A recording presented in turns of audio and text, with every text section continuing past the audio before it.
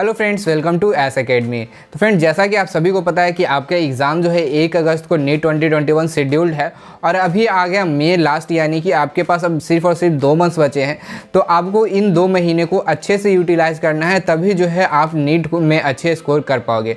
तो आज के इस वीडियो में इसी चीज़ पे बात करूँगा कि आप ये जो लास्ट के 2 मंथ्स है उसको किस तरह से अच्छे तरीके से यूटिलाइज़ करोगे और इसमें क्या आपका स्ट्रैटेजी होना चाहिए, ये मैं बताऊंगा इस वीडियो में। इस वीडियो में मैं ये नहीं बता रहा हूँ कि आप किस तरह से 2 मंथ्स में ही नीट क्रैक कर लोगे, ये बिल्कुल मैं इस वीडियो में नहीं बोलने वाला हूँ। तो ये आप पहले ही क्लियर कर लेना और ऐसा कोई इंटेंशन से इस वीडियो को मत देखना है कि हाँ मैं इस वीडियो में कुछ ऐसा बता दूंगा जिससे आप 2 मंथ्स में नीट एकदम क्रैक कर लोगे। ऐसा मैं कुछ भी नहीं बताने वाला हूँ।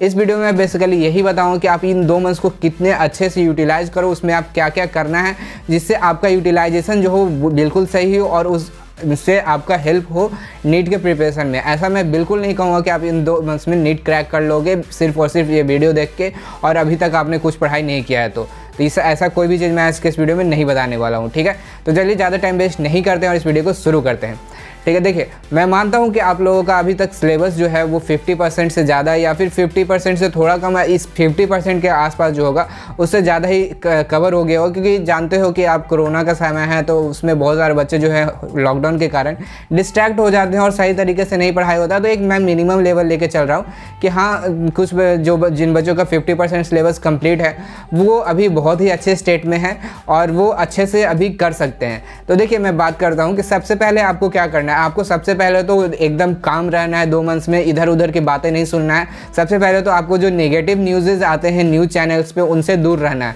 ये बिल्कुल ज़्यादा करना है। क्योंकि अभी जान रहे हो अभी कोरोना का टाइम है तो बहुत बच्चे जो है न्यूज़ सुन के भी डिस्ट्रैक्ट हो जाते हैं, उनके पढ़ने में जो है वो मन नहीं लग पाता है। तो वो चीज़ों से, नेगेटिव न्यूज़ से जो है बेसिकली आपको सबसे पहले दूर रहना है। तो आपको सबसे पहला दूर करना है, आपके नेगेटिव न्यूज़ को दूर करना है, ठीक है। आप अपने अंदर जो है एक पॉजिटिविटी लाओ और इन सब चीज़ों से दूर रहो, क्योंकि आपको ऐसे भी कुछ करना नहीं है। आपको नीट का प्रिपरेशन करना है, आपको घर पे रह के आराम से, ठीक है। तो देखिए, उसके बाद क्या होगा, आप किस तरीके से पढ़ोगे और क्या क्या पढ़ना है आपको इन 2 महीनों में। तो सबसे पहले बात करते हैं बायोलॉजी सेक्शन की। तो देखिए, बायोलॉजी सेक्शन में आपको क्या करना है। बायोलॉजी सेक्शन में तो मैं आपको कहूँगा कि NCERT आप एकदम अच्छे से रिवाइज करो। NCERT के अलावा कुछ भी रिवाइज नहीं करो। कोई भी कोचिंग का मटेरियल हो, कोई भी नोट्स, अगर आपने नोट्स बनाया है NCERT को पढ़ के तो वो रिवाइज आप करो। बाकी और कोई इधर उधर की मॉड्यूल और कुछ डिफरेंट बुक्स ये सब करने की आपको ज़रूरत नहीं है। फिलहाल आप NCERT लो और 2 मंथ्स में मिनिमम 5 से 6 बार आप उसको पढ़ जाओ। 2 मंथ्स में आपको ये करना ही करना है, ठीक है। ये आपको करना है। उसके बाद आपको क्या करना है कि आपको 2 बुक जो है वो डेफिनेटली अपने पास रखना है और उसको सॉल्व करना है। एक तो आपका हो जाएगा MTG NCERT और फिंगर टिप्स, और दूसरा आपका प्रीवियस ईयर्स क्वेश्चन। ये दोनों चीज़ जो है आपको एकदम सॉल्व करते जाना है NCERT पढ़ने के साथ साथ। MTG NCERT और फिंगर टिप्स हम लोग सॉल्व करा रहे हैं अपने चैनल पर, आप उसको भी फॉलो कर सकते हो और उससे भी आप क्वेश्चन सॉल्व कर सकते हो और हम लोग उसको सॉल्व करवाते हैं, ठीक है। तो वो आप देख सकते हो। ये दोनों बुक आपको फॉलो करना है और NCERT अच्छे तरीके से रिवाइज करना है। ये सब चीज़ें तो हो गया आप पढ़ने के लिए, ठीक है। पढ़ने के लिए किस तरीके से पढ़ोगे लास्ट के 2 मंथ्स में। उसके बाद देखिए, आप फिजिक्स की बात करते हैं। फिजिक्स में भी आपको क्या करना है, आप लोगों ने पहले पढ़ा होगा, जितने भी चैप्टर्स आप लोगों ने पढ़ा है तो मैंने आपको पहले ही स्टार्टिंग में ही बताया था कि आपको क्या करते जाना है। तो आपने वैसा किया होगा तो मेरे ख्याल से आपके लिए बहुत ही ज़्यादा अभी हेल्पफुल होगा। आपको शॉर्ट नोट्स मैंने बनाने के लिए कहा था कि जो चैप्टर आप पढ़ रहे हो उस चैप्टर के साथ साथ एक शॉर्ट नोट्स बनाते चलो ताकि उसमें रिवीजन करने में अच्छा हो। तो अभी भी आपके पास टाइम है, जो चैप्टर आप पढ़ रहे हो उसका एक शॉर्ट नोट्स बना लो और शॉर्ट नोट्स को बार बार रिवाइज करो ताकि आपके दिमाग में जो फॉर्मूला है वो बार बार घूमता रहे और बार बार आपको याद होता रहे। तो वैसे ही सारा फॉर्मूलाज याद रहेंगे, क्योंकि आप देखो बेसिकली जितने भी मेडिकल एंट्रेंस टेस्ट में यानी कि नीट में ज़्यादातर क्वेश्चन वही आते हैं जो कि फॉर्मूला बेस्ड होते हैं या फिर आप थ्योरी बेस्ड कर लो, तो वो वैसे ही क्वेश्चन आते हैं। ज़्यादा वो डिफ़िकल्ट वाले क्वेश्चन अब नहीं आने लगे हैं। तो ये जो है फॉर्मूला आपको याद होना बहुत ही ज़्यादा ज़रूरी है। तो इसीलिए मैंने आपको स्टार्टिंग में ही बोला था कि आप एक फार्मूला सीट या फिर उसको शॉर्ट नोट्स बोलो, आपको साथ ही साथ बनाते चलना है ताकि आप इजीली जो है वो प्रिपरेशन कर सको, इजीली रिवाइज कर सको। तो वो आपको करते जाना है। और फिजिक्स में मैं बोलूँ तो आप सिर्फ और सिर्फ प्रीवियस ईयर सॉल्व करो और उससे ज़्यादा करने की ज़रूरत नहीं है, क्योंकि प्रीवियस ईयर्स भी अब बहुत ज़्यादा सफिशिएंट हो गया है। 33 ईयर्स का प्रीवियस ईयर क्वेश्चन जो है आप सॉल्व करते हो उसमें आपका सारा जो है थ्योरी कंप्लीट हो जाएगा और सारा रिवीजन सही से हो जाएगा। तो आपको वो करना है। और मैं और भी आगे बताऊँगा वीडियो में आपको क्या करना करना है, ये तो आपका बेसिक चीज़ हो गया, ये जो करना ही करना है, ठीक है। उसके बाद देखिए, उसके बाद केमिस्ट्री का बात करते हैं। केमिस्ट्री में आपको क्या करना है, केमिस्ट्री में सबसे पहले फिजिकल, आपको फिजिकल भी फिजिक्स की तरह ही पढ़ना है।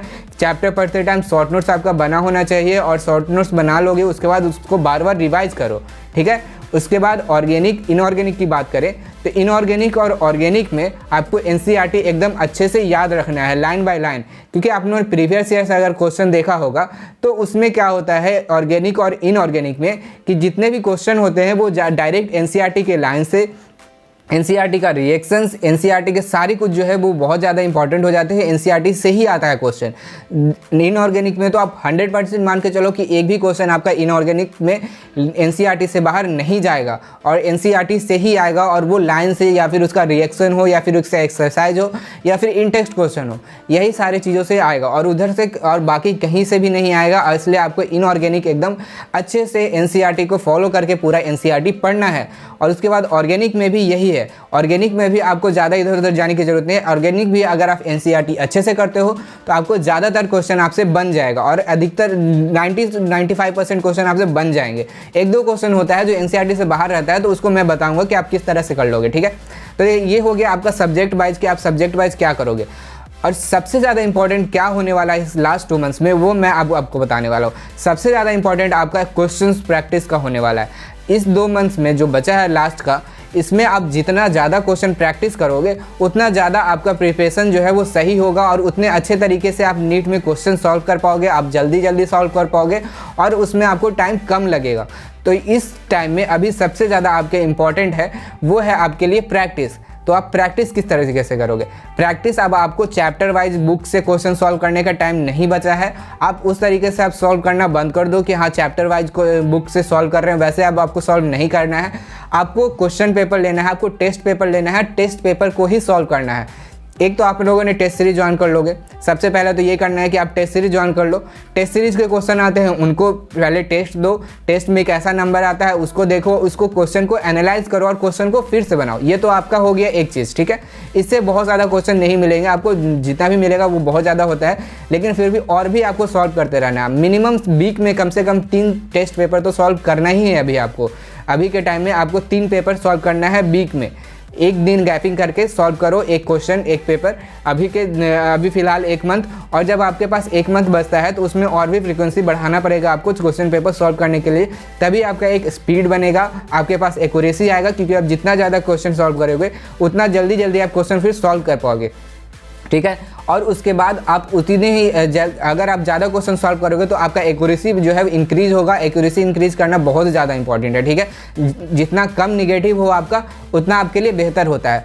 तो ये दो चीज़ें जो आपको ध्यान रखना है कि आपको सबसे ज़्यादा टेस्ट पेपर सॉल्व करना और टेस्ट सीरीज ज्वाइन करके रखना है, ठीक है। और टेस्ट सीरीज आपको देना है, ठीक है। तो और आप क्वेश्चन कहाँ से सॉल्व करोगे? आपको क्वेश्चन सॉल्व करना है डिफरेंट टेस्ट सीरीज के क्वेश्चन को। जैसे देखिए वो भी जहाँ तहाँ के टेस्ट सीरीज का मत सॉल्व करना। जैसे आजकल बहुत देख रहे हो कि ऑनलाइन के चक्कर में बहुत सारे यूट्यूब चैनल, बहुत सारे आपके साइट हैं, वो टेस्ट पेपर देने लगे हैं और क्वेश्चन सॉल्व करवाने लगे हैं, और वो टेस्ट सीरीज देने लगे हैं और उससे आप ज्वाइन भी कर रहे हो। वो सब आपको नहीं करना है।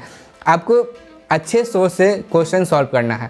जैसे आपका कोई जो कोचिंग इंस्टीट्यूट है जो अच्छे उनका पेपर सॉल्व करना है आपको, क्योंकि वो लोग बहुत साल से इस फील्ड में हैं। वो लोग रिसर्च करके उनका पेपर इस तरीके से हो गया है कि हाँ आपके नीट में उनसे क्वेश्चन उसी पैटर्न पे आने लगे हैं।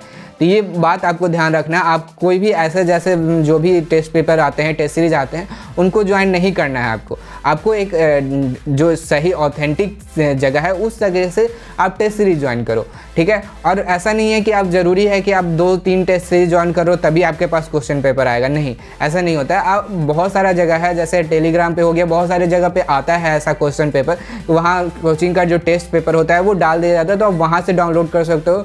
बहुत जगह से मिल जाएगा ऐसा क्वेश्चन पेपर। तो आपको उस तरीके से सॉल्व करना है, उनको सॉल्व करना है। आप अपने फ्रेंड से कंसल्ट कर लो कि उनका कोई अलग बैच है तो उनके क्वेश्चन आ रहा होगा तो उनसे क्वेश्चन ले लो। फिर उनके दोस्त, मतलब वैसे आप एक अपने फ्रेंडशिप जोन में ही आप उनसे किसी और से उनका टेस्ट अलग हो रहा है तो उनसे क्वेश्चन पेपर ले लिए। तो उस तरीके से आपको करना है और ज़्यादा से ज़्यादा टेस्ट पेपर सॉल्व करना है आपको।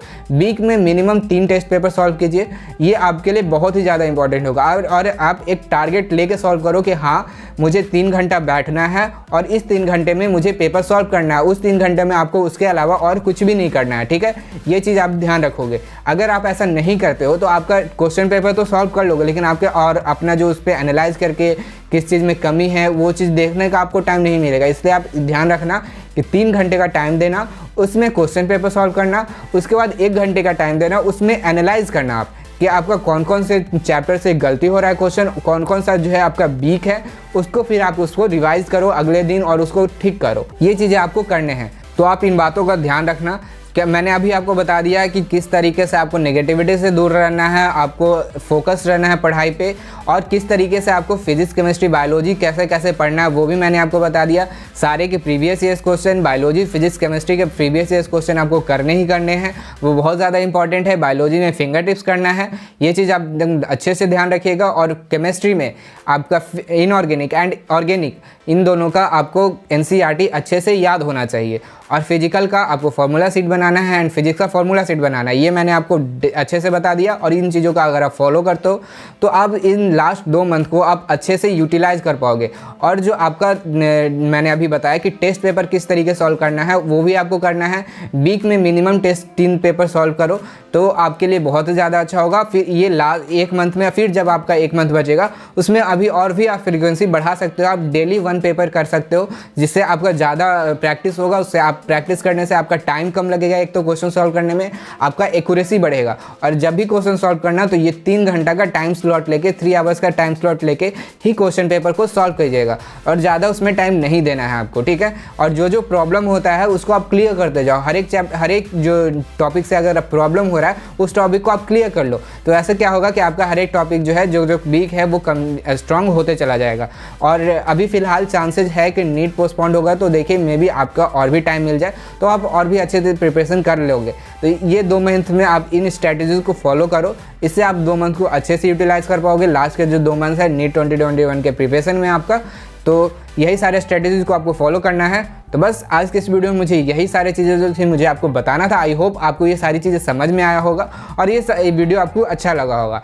तो अगर ये वीडियो आपको अच्छा लगा तो इस वीडियो को लाइक कीजिएगा, अपने सभी दोस्तों के साथ इस वीडियो को शेयर कीजिए, ताकि उनको भी ये जो स्ट्रेटजीज़ हैं और ये जो किस तरीके से जो लास्ट 2 मंथ को यूटिलाइज़ करना है उनको भी पता चल सके और वो भी इन चीज़ों को फॉलो कर सके। और अगर आप हमारे चैनल पर नए हैं, हमारे चैनल पर पहली बार आए हैं, तो हमारे चैनल को सब्सक्राइब ज़रूर कीजिएगा, क्योंकि हम लोग ऐसे ही अच्छे अच्छे कंटेंट्स लाते रहते हैं। तो बस आज के इस वीडियो में इतना ही, मिलते हैं किसी अगले वीडियो में।